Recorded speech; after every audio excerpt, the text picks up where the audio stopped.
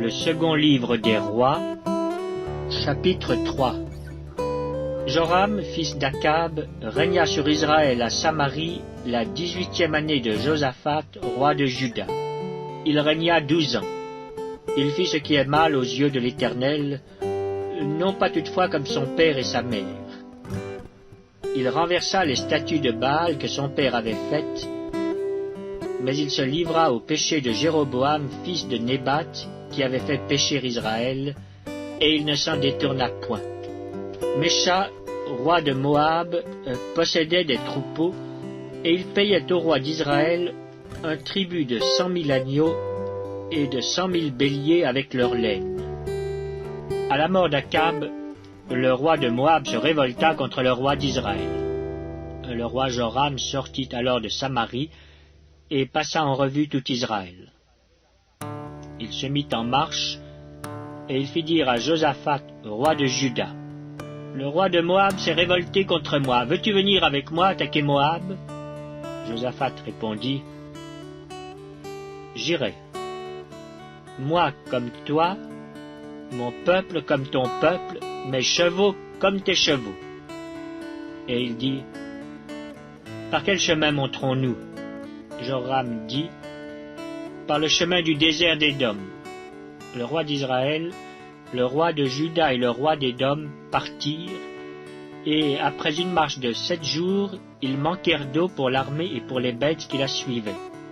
Alors le roi d'Israël dit, « Hélas, l'Éternel a appelé ces 3 rois pour les livrer entre les mains de Moab. » Mais Josaphat dit, « N'y a-t-il ici aucun prophète de l'Éternel par qui nous puissions consulter l'Éternel » L'un des serviteurs du roi d'Israël répondit, « Il y a ici Élisée, fils de Shaphat, qui versait l'eau sur les mains d'Élie. » Et Josaphat dit, « La parole de l'Éternel est avec lui. » Le roi d'Israël, Josaphat et le roi d'Édom descendirent auprès de lui. Élisée dit au roi d'Israël, « Qu'y a-t-il entre moi et toi ? Va vers les prophètes de ton père et vers les prophètes de ta mère. » Et le roi d'Israël lui dit, « Non, car l'Éternel a appelé ces 3 rois pour les livrer entre les mains de Moab. » Élisée dit, « L'Éternel des armées, dont je suis le serviteur, est vivant. Si je n'avais égard à Josaphat, roi de Juda, je ne ferais aucune attention à toi et je ne te regarderais pas. Maintenant, amenez-moi un joueur de harpe. » Et comme le joueur de harpe jouait, la main de l'Éternel fut sur Élisée. Et il dit, « Ainsi parle l'Éternel.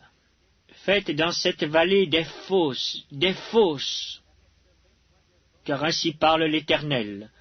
Vous n'apercevrez point de vent, et vous ne verrez point de pluie.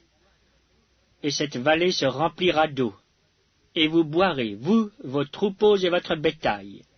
Mais cela est peu de chose aux yeux de l'Éternel. Il livrera Moab entre vos mains. Vous frapperez toutes les villes fortes et toutes les villes d'élite.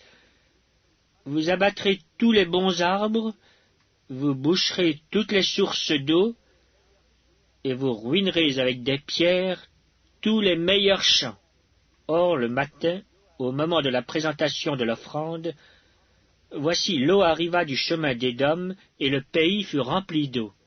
Cependant, tous les Moabites ayant appris que les rois montaient pour les attaquer, on convoqua tous ceux en âge de porter les armes, et même au-dessus, et ils se tinrent sur la frontière.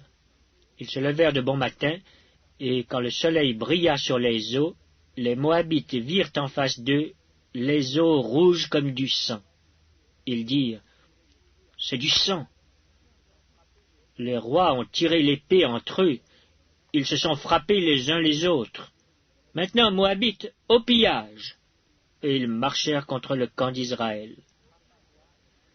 Mais Israël se leva et frappa Moab qui prit la fuite devant eux. Ils pénétrèrent dans le pays et frappèrent Moab. Ils renversèrent les villes, ils jetèrent chacun des pierres dans tous les meilleurs champs et les en remplirent. Ils bouchèrent toutes les sources d'eau, et ils abattirent tous les bons arbres. Et les frondeurs enveloppèrent et bâtirent Kir-Hareset, dont on ne laissa que les pierres. Le roi de Moab, voyant qu'il avait le dessous dans le combat, prit avec lui 700 hommes tirant l'épée pour se frayer un passage jusqu'au roi d'Édom. Mais ils ne purent pas.